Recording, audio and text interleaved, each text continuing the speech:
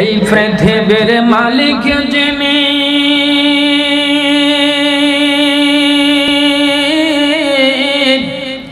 জপতার নিশিদিনী ও এই পৃথিবীর মালিক যিনি জপতার নিশিদিনী ও ওরে যার দয়াতে বাঁচে সবাই, যার দয়াতে বাঁচে সবাই, তোমরা সবাই বাঁচো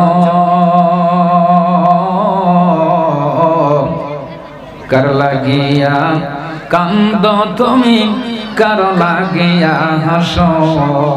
আল্লাহ ওয়া মালাইকাতাহু يصلون على النبي يا أيها الذين آمنوا صلوا عليه وسلموا تسليما। পিতারে ডাক দিয়ে নিয়ে দুনিয়া থেকে নিয়ে গেলে তোমার ডাকে সাড়া দিয়ে আয় আল্লাহ তোমার কাছে ধরা পড়লো আর এই মাহফিলে আসতে পারে নাই আল্লাহ। এটা দ্বিতীয় মাহফিল, আয় আল্লাহ উনি আর কোনোদিন জাতির সামনে আসবে না। আয় আল্লাহ মানুষ তারে ভালোবাসে, অন্তর দিয়ে ভালোবাসে রব্বুল আলামিন। তাই তোমার কুদরতি পায়ে ধরি বলি মাওলা, আয় আল্লাহ মরহুম মাগফুর আলহাজ মাওলানা রেজাউল করিম কাউসারী সাহেবের কবরখানা তুমি বাগে জান্নাত বানায়া দাও। আল্লাহ আমাদের দোয়াগুলো তুমি কবুল আর মঞ্জুর করে নাও। আখিরি মোনাজাত করে যখন আমরা সবাই বাড়িতে চলে যাব, আমাদের তামাম জিন্দেগির গুনাহগুলো মাফ করে দিয়ে বাড়িতে নিয়ে যায় রে মাওলা। সুবহানা রাব্বিকা রাব্বিল ইজ্জাতি আম্মা ইয়াসিফুন ওয়া সালামুন আলাল মুরসালিন ওয়ালহামদুলিল্লাহি রাব্বিল আলামিন। একটু জিকির করেন লা ইলাহা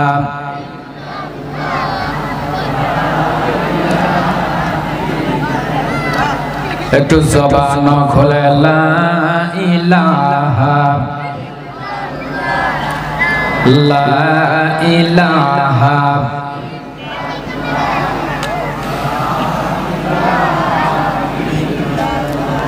এই পৃথিবীর মালিক যিনি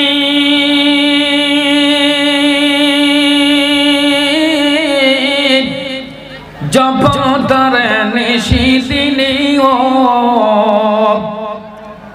এই পৃথিবীর মালিক যিনি জপতার নিশিদিনী ও ওরে যার দয়াতে বাঁচে সবাই, যার দয়াতে বাঁচে সবাই, তোমরা সবাই বাঁচো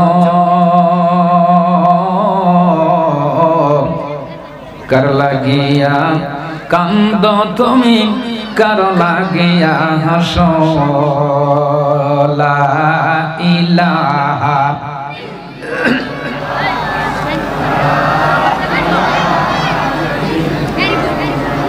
লা ইলাহা ইল্লাল্লাহু মুহাম্মাদুর রাসূলুল্লাহ। সকলে বলুন সাল্লাল্লাহু। সম্মানিত আজকের বামনগ্রাম পশ্চিমপাড়া বাইতুল আমান জামে মসজিদের উন্নতি কল্পে আজকের এই বার্ষিক তাফসীরুল কোরআন মাহফিলের পরম শ্রদ্ধেয় সম্মানিত সভাপতি, আজকের মাহফিলের সম্মানিত প্রধান অতিথি, প্রধান বক্তা হযরত উলামায়ে কেরাম, মুরব্বিয়ানে এজাম, যুবক ভাইরা, স্নেহের কচি কাছারা পর্দার অন্তরালে মাগফিরাত মা ও বোনেরা, সকলের প্রতি আমার আন্তরিক সালাম, আন্তরিক শুভেচ্ছা, আন্তরিক মোবারকবাদ। আমি আপনাদের সকলের দৃষ্টি আকর্ষণ করছি, আপনারা সবাই ভালো আছেন তো? আসুন তাহলে আমরা সকলেই কলেমাতুর শুকরিয়া আদায় করছি। একবার জবান খুলে সকলেই করছি আলহামদুলিল্লাহ। আর একটু জোরে পড়ুন আলহামদুলিল্লাহ। অতঃপর শতকোটি দরুদ এবং সালাম বিশ্ব মানবতার মুক্তির দূত সাইয়্যিদুল মুরসালিন খাতামান নবিয়্যিন রাহমাতাল লিল আলামিনের উপর যে নবী করিম সাল্লাল্লাহু আলাইহি ওয়াসাল্লামকে আল্লাহ রাব্বুল আলামিন এই ধরাধামে সৃষ্টি না করলে পূর্ব গগনে সূর্য ওঠে পশ্চিমে ডুবতো না, আমরা দুই চোখে যাহা দেখিতেছি তাহা দেখিতে পেতাম না, অক্সিজেন পূর্ণ বাতাস প্রবাহিত হতো না। ওই নবীকে জানাই প্রাণ ঢালা সালাম যে নবী করিম সাল্লাল্লাহু আলাইহি ওয়াসাল্লাম এই ধরাধামে এসে দেখলেন মানুষ তার মন মস্তিষ্ক প্রসূত জ্ঞানের দ্বারা সমাজ চালাচ্ছে। ওই সমাজে চলছে অন্যায়, অত্যাচার, জিনা, ব্যভিচার, খুন খারাপি, খাদ্যে ভেজাল, ওজনে কম, পরশ্রী কাতরতা, হিংসা, বিদ্বেষ, মসের মাস্তানি, গোষ্ঠীর ফষ্টি, জোর জার, মুল্লুক তার, পালকি জার, ভৌগুলাই তার, এরকম একটা অসভ্য সমাজে এসে আমার আপনার নবী কোরআনের বৈপ্লবিক আন্দোলন করে সুন্দর একটা সমাজ উপহার দিলেন। চিৎকার দিয়ে বলুন মারহাবা, আরো জোরে বলুন মারহাবা। ওই নবীকে জানাই প্রাণ ঢালা সালাম যে নবী করিম সাল্লাল্লাহু আলাইহি ওয়াসাল্লামকে আল্লাহ রাব্বুল আলামিন কত মর্যাদা দান করেছেন। আল্লাহ রাব্বুল আলামিন বিশ্ব নবীকে আরশে আজিমে উপস্থিত করেছেন। আল্লাহ রাব্বুল আলামিনের হাবিব বিশ্ব নবী মুহাম্মদ রাসূলুল্লাহ, সকলে বলুন সাল্লাল্লাহু আলাইহি ওয়াসাল্লাম। আল্লাহর নবী যখন আরশে আজিমে উপস্থিত তখন ওনার জুতা খুলতে উদ্যত। আল্লাহ বলছেন, হাবিব আমার, দোস্ত আমার, আপনি আপনার পায়ের জুতা খুলবেন না। বিশ্ব নবী ঘোষণা করলেন, রব্বুল আলামিন হযরত মুসা আলাইহিস সালামকে তুর পাহাড়ে জুতা খোলার নির্দেশ দিয়েছিলেন, আমাকে কেন নিষেধ করেন? আল্লাহ জানিয়ে দিলেন, হাবিব আমার, দোস্ত আমার, হযরত মুসা আলাইহিস সালামকে তুর পাহাড়ে আমি জুতা খোলার নির্দেশ দিয়েছিলাম এই জন্য যে আমার হযরত মুসা আলাইহিস সালামের সঙ্গে আমি প্রতিদিন ওই খেজুর গাছের আড়াল থেকে প্রতিদিন 1000 বার করে কথা বলতাম। আমার কথার কারণে গোটা তুর পাহাড় ধন্য হয়ে গেছে। আমি তার ব্যক্তিগত উপকারের জন্য জুতা খোলার নির্দেশ দিয়েছি। আর আপনাকে জুতা খোলার নিষেধ করি এই জন্য যে আপনার জুতার ধুলির জন্য আমার গোটা আরশে আজিম লালায়িত। জোরে কম সুবহানাল্লাহ।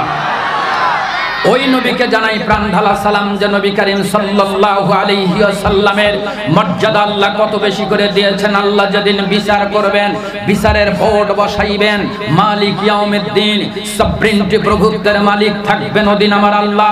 ওই দিন কোনো পার্লামেন্ট থাকবে না, কোনো সচিবালয়ে থাকবে না, কোনো মন্ত্রী পরিষদের কাছে বিচারের ভার দেওয়া থাকবে না।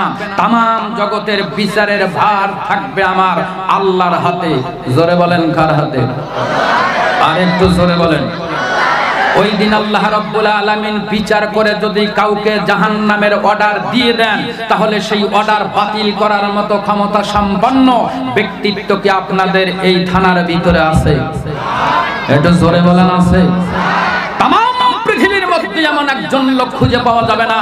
অথচ ওই দিন যদি আমার আপনার নবী আখিরি জামানার পয়গম্বর ঘোষণা করেন, রব্বুল আলামিন তুমি যাকে জাহান্নামে দিচ্ছ ওই ব্যক্তিটা ছিল আমার দলের লোক, সে ছিল আমার উম্মত, আল্লাহ রব্বুল আলামিন জানিয়ে দিবেন, ফাসবালিমান শিতা ইয়া রাসূলুল্লাহ, ইয়া হাবিবাল্লাহ, আপনার দলীয় লোকের কারণে, আপনার উম্মতের কারণে, আপনার ইজ্জতের খাতিরে আমি আল্লাহ আমার অর্ডার ক্যান্সেল করে দিলাম।